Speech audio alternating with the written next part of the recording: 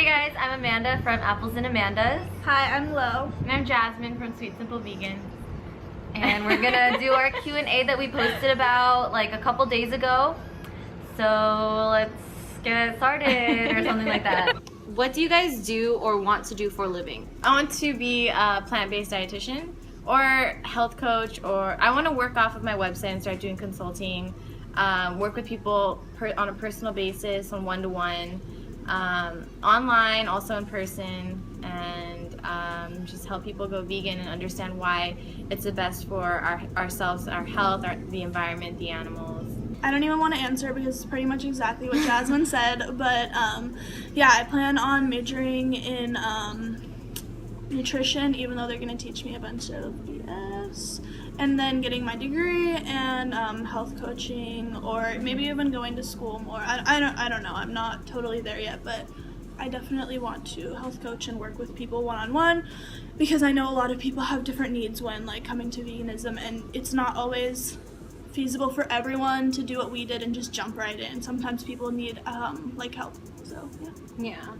Like them, I plan on majoring in like nutrition and dietetics, but I want to like also be able to be like a registered dietitian while I move through medical school to become like a cardio doctor. I want to go into surgery, but I'm just gonna keep my goals a little lower in case I don't, but that's like my main thing.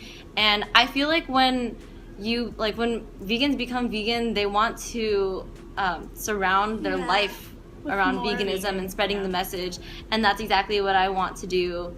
I want to like teach people about the plant-based diet and how it can help their heart health, and maybe operate on people who have done shit to their bodies and sit them down and be like, hey, you're not gonna be in this room anymore. I never want to see you on my operating table anymore, and this is why, and blah blah blah. should we say what we're Quick, someone asked if there's going to be another LA vegan potluck.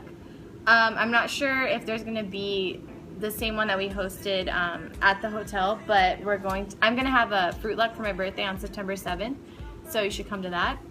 It's going to be at the Marsh Park Extension. I have the address on my Instagram. She's and not gonna be there. on my website. Amanda won't be there. But we'll Can't be go. there. I'm gonna be all the way across the country. She's going back to Boston. We'll Okay. be there, so come meet us.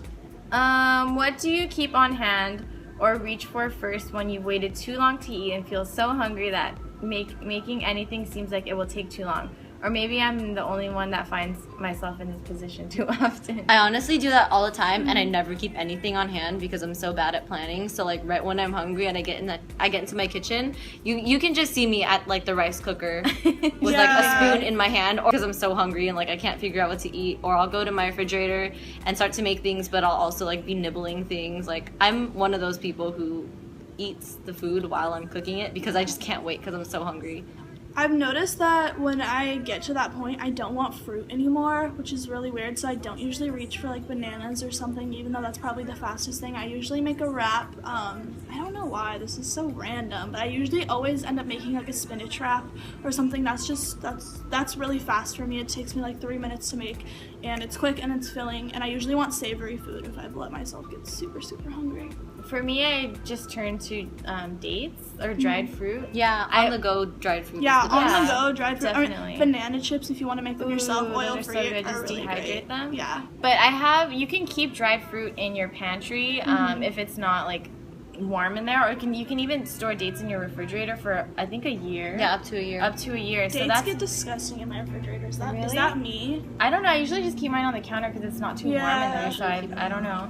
But yeah, you can definitely turn to dried fruit, and I don't know, just from my past experiences and the routine that I've developed now with buying fruit in bulk, I tend to always have fruit on hand, so that definitely helps out. I'm kind of opposite of Amanda, and I kind of do a lot more planning. I always bring fruit or food with me to school. Me too. I'm a big planner too. Yeah, you can turn to like those vegan bars, like Square bars, or That's It fruit bars. Those are just like, it's just fruit. It's just apples and mangoes, or it's just dehydrated fruit. So those are a really good thing to turn to as well. Or if you're out and there's like nothing, like there's literally nothing, you can, I mean, this is, I shouldn't even recommend this, but potato chips are almost always vegan. So if you're really in a bind and there's nothing and you're starving, potato chips are usually always vegan. And I mean, it's not a lot of things are vegan. Yeah. A lot of junk food is vegan. We were just talking about that. Oreos. A lot of cereals are vegan. Yeah. I had no idea. Oreos, cereal, I think Chex Mix. What did you say, Captain Crunch? Pretzels. Reese's, Cocoa Puffs. Oh yeah, the Cocoa cereal. Puffs or Yeah, Pebbles? both. Damn, I had no idea. That's great. What's your favorite part of being vegan, and what's the hardest part of being vegan? Favorite part. My favorite part has been the community that I've been exposed to or introduced to once going vegan. Once I started on Instagram, I met people through there. I went to a potluck hosted by Yvonne, oh hey. Shout out. Yvonne Deliciously Vegan. So I just met a bunch of people there. I met a lot of new friends. I went to different events. Went to an expo, all these things. I met these two at a Fruit Luck that I wouldn't have known about unless I was on Instagram. So yeah. The energy levels, like my energy levels are much better than when I was eating meat and dairy. Like I would be like worn out by like 2 o'clock and ready for bed by like 7 because I'd just be so exhausted. But now like I have energy that carries me through the whole day, and I don't feel like sluggish after meals, which was always a big issue for me. So. What was the question? And we're saving What's animals. the best part of being vegan? That's the best part for me. Yeah. Oh, for me, the best part of being vegan is actually having a passion for something. Before I became vegan, I had no passions. I had That's little true. hobbies here and there, but everyone in high school, they're like, oh, I'm so passionate about soccer, I'm so passionate about dancing, I'm so passionate about getting A pluses. Like I was never passionate about anything until I came and found this lifestyle and realized that it's just tied into everything and it totally makes sense. Another thing is purely because I like eating a lot of food. Yeah. And this lets you eat as much food as you want. Okay. I don't know what I would say the worst part is. I guess I've lost some friends. I think it's a good and bad thing. Like you lose friends, but it makes you realize who were the real friends in the first place. Yeah. The people that you the friends that you lose end up being the ones who really didn't care that much about you or your well-being or supporting your passions. And as you lose people that don't support you, you gain a lot of people that do. So even though that kind of seems like a bad thing, it always ends up being a good thing. Last question is, how do you deal with non-vegan friends or family members? Because I just want everyone to go vegan and get so frustrated with them when they have animal products. Honestly, I feel like frustration is just gonna be a forever thing. How could you not be frustrated when the people that you love and that you're so close to are taking part in something that is so cruel and so detrimental to the world? I'm frustrated every single day when my mom makes excuses for the reasons why she keeps eating meat and putting butter on her bread. I live with my parents still, and they are not vegan, and there's animal products in our kitchen every single day, and yeah, it's definitely frustrating, but I always remember that I was where they were once. I ate animal products. I wasn't educated. I didn't know any better, so I can't look down on them because of the fact that they don't know any better. But I tried to be calm. In the beginning, when I first went vegan, I was just like throwing information at them, getting mad at not mad, but yeah, I would show my frustration. Everybody has that angry vegan stage. Yeah. And that did nothing for me, did nothing for them, and it just caused problems in our relationship. So I just say just be supportive of them, just share the information with them, and just let them find their own way. Everybody has their own journey, everyone's on their own path, and hopefully eventually they'll find their way to veganism and health, but you can't force someone into it. Someone has to want to go into it in order to sustain it.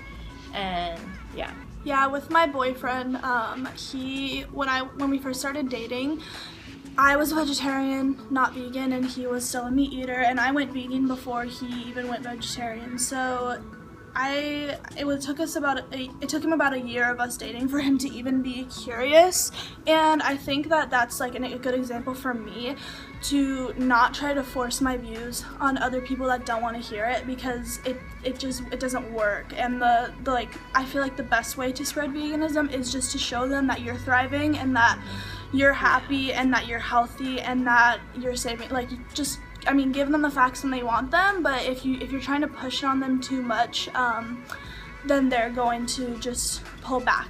And so you just have to keep that in mind when you're talking to non-vegans and when you're around non-vegans. Yes, they're gonna say mean things to you, and no, you can't just automatically reply with another, mean comment. You have to be the bigger person, and hopefully just hope that the people that are closest to you, and I mean everyone, that they'll someday, like she said, just start seeing what we see.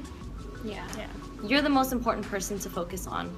And if they don't get it, if they're against it, it's not really worth your frustration. You're the only one that you can control. You're the only person you can control. So focus on yourself. Yeah, just do you, and just be positive about everything. Just like focus on yourself, your health, and obviously it would be best for you to help others and like to change their lives as well. But for them to see the positive changes that it's bringing to you, maybe that will draw them in, and once they start asking questions, that's your opportunity to share the information with them. Don't just like force it down their throats. Yeah, and it's totally true. Treat other people how you would want to be treated. Personally, I don't want people shoving their views down my throat, but if I ask someone questions about their lifestyle, I'm going to want to know, so I do the same thing. If people ask me questions about my lifestyle, I'll share it with them. Otherwise, I won't.